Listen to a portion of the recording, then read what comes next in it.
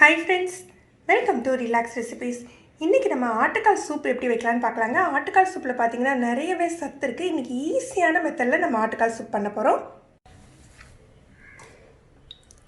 Clean பண்ண ஆட்டுக்காலாக இருந்தாலும் இந்த மாதிரி கருப்பு கருப்பாக இருக்குங்க. இதெல்லாம் நம்ம கத்தியை வச்சு நல்லா இப்படி சுரண்டி எடுத்துக்கணும். இப்படி சுரண்டினாலே நல்லா வந்துடும்.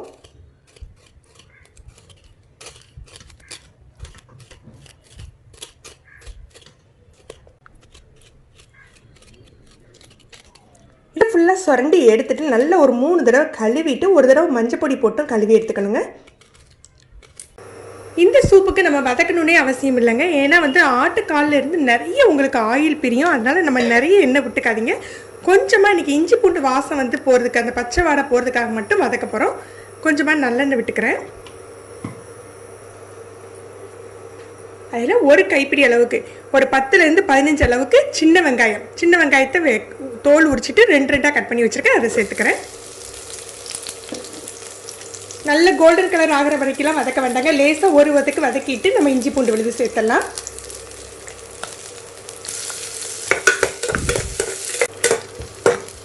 இஞ்சி பூண்டுக்கு தேவையான அளவுக்கு எண்ணெய் விட்டால் போதுங்க. நிறைய எண்ணெய் விட்டிங்கன்னா அந்த ஆட்டுக்காலில் உள்ள எண்ணெயை சேர்ந்து ரொம்ப கொழுன்னு ஆகிடும். நம்ம சூப் மாதிரி குடிக்க முடியாது. இப்போ இஞ்சி பூண்டு விழுது சேர்த்துடலாம். 2 ஸ்பூன் எடுத்துருக்கேங்க.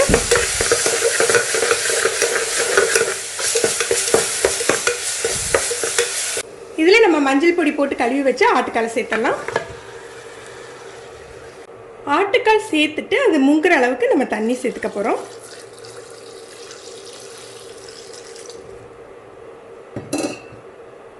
ஒரு 1/2 டீஸ்பூன் மஞ்சள் தூள்,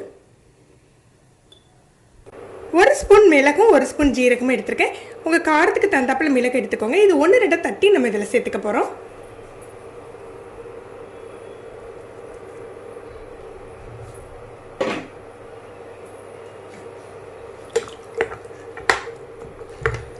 சூப்பில் தக்காளி எதுவும் சேர்த்துக்கக்கூடாதுங்க. நீங்கள் பாயா மாதிரி செய்ய போகிறதா இருந்தால் தக்காளி சேர்த்து நம்ம குக் பண்ணால், சூப்புங்கிறதுனால நம்ம தக்காளி சேர்த்துக்க போகிறதில்ல. உங்களுக்கு லேசான புளிப்பு சுவை வேணும்னா நம்ம சூப் ரெடியானாக்க நம்ம எலுமிச்சம்பழச்சாறு புளிஞ்சிக்கலாம்.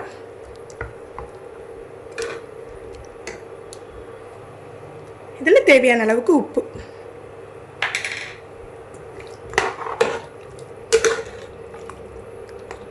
இப்போ இது ஸ்லோ ஃபயரில் தான் குக் பண்ணுங்க. நீங்கள் ஹை ஃப்ளேமில் வைக்க வேண்டாம், மீடியம் ஃப்ளேமில் கூட வைக்க வேண்டாம். ஸ்லோ ஃபயரில் ஒரு 20லேருந்து 30 நிமிஷம் வைக்கலாம்.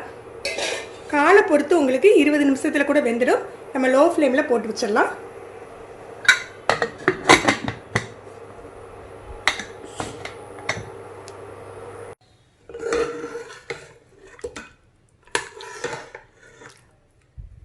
ஆட்டுக்காலெல்லாம் நல்லா வெந்து சூப்பு நல்லா செட் ஆகிட்டுங்க. உங்களுக்கு இன்னும் காரம் தேவைப்பட்டதுன்னா நம்ம மிளகு ஜீரகத்தூள் எக்ஸ்ட்ரா தூவிக்கலாம்.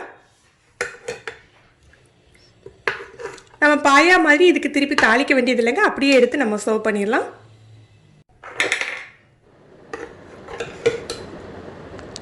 ஃப்ரெண்ட்ஸ், நீங்களும் இந்த ரெசிபி ட்ரை பண்ணி பாருங்கள். இந்த வீடியோ எப்படி இருந்ததுன்னு கமெண்ட் பண்ணுங்கள். இந்த வீடியோ உங்களுக்கு பிடிச்சிருந்ததுன்னா இதை லைக் பண்ணிக்கோங்க. உங்கள் ஃப்ரெண்ட்ஸ்க்கெலாம் ஷேர் பண்ணுங்கள்.